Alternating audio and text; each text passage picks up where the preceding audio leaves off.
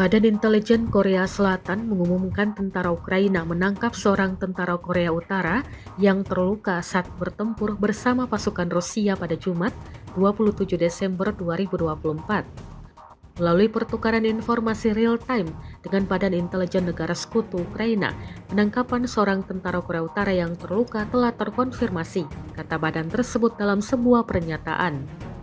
Ini adalah kasus pertama yang diketahui mengenai seorang tentara Korea Utara yang ditangkap hidup-hidup oleh tentara Ukraina sejak Ukraina dan sekutu baratnya mengumumkan Korea Utara mengirim tentara untuk mendukung sekutunya Rusia.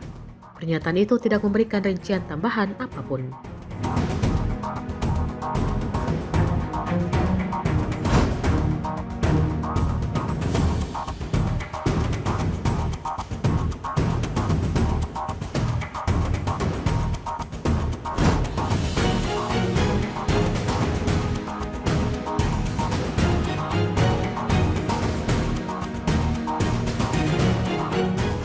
Download Tribun X sekarang, menghadirkan lokal menjadi Indonesia.